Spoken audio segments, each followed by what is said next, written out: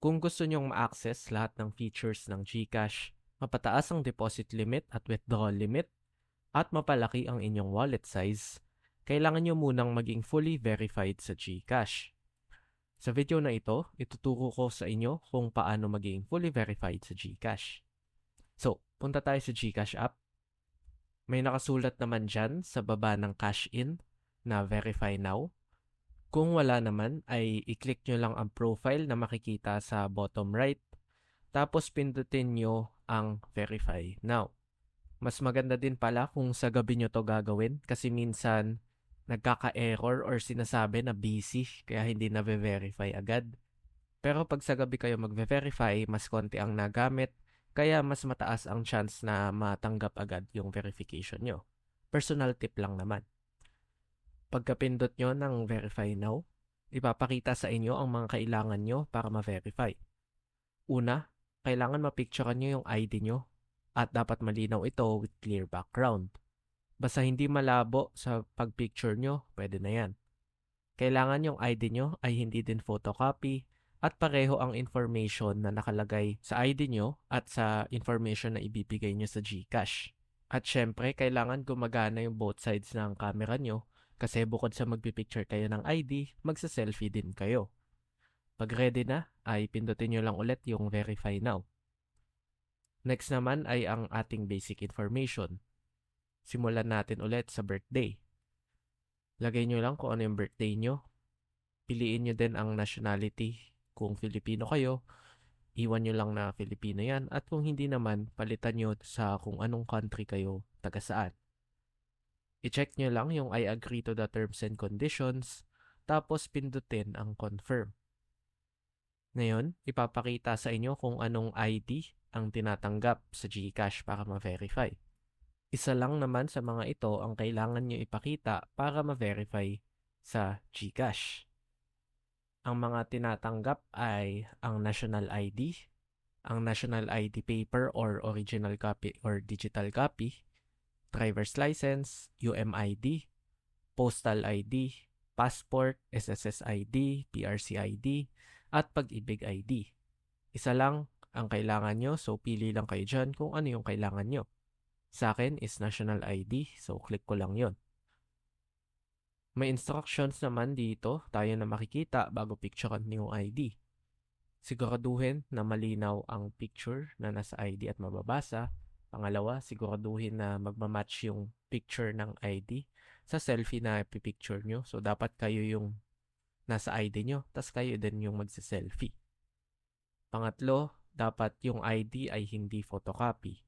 At pang-apat, tama dapat yung personal information na ibibigay nyo at pareho dapat ito sa ID na ibibigay nyo. Pag ready na, ay pindutin lang yung confirm. Di ko na ipapakita yung ID ko, syempre. Pero picturean nyo lang yan.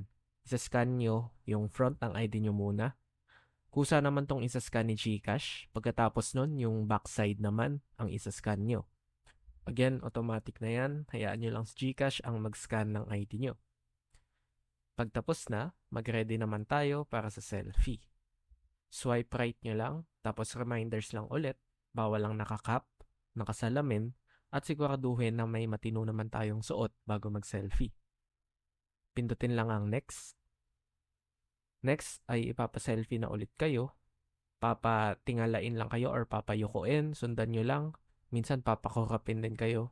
Tapos pag natapos nyo na yun, go na tayo sa next.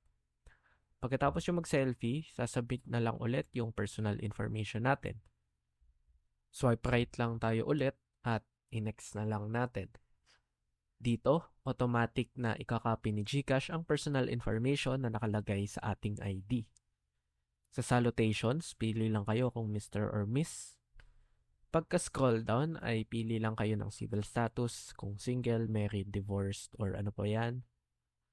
At i-fill up nyo na lang din yung ibang information in case na hindi nakopy ng GCash sa ID nyo. Para naman sa place of birth and address, piliin nyo lang ang lugar kung saan kayo pinanganak at yung current address or kung saan kayo nakatira ngayon. Select nyo lang yung province, city, at barangay. Kung hindi nyo pa alam kung ano yung zip code nyo, pwede nyo namang i-google yan at Meron ding website para dyan, ilalagay ko na lang sa description.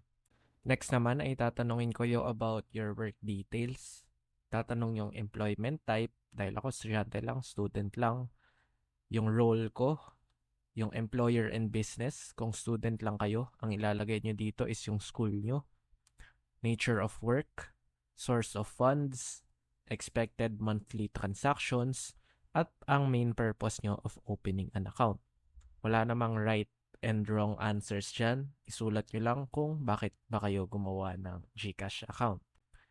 Finally, tatanungin kayo kung PEP ba kayo or politically exposed person. Kung nasa mataas na posisyon ang kamag-anak nyo o kayo mismo, kailangan nyo lang pindutin yung yes. At kung hindi naman, pindutin nyo lang yung no. Tapos actual owner of account, pindutin nyo lang yung yes kung kayo mismo ang may-ari ng GCash account. Sa savings account naman, kung gusto nyo lang, optional lang naman to, pili na lang kayo.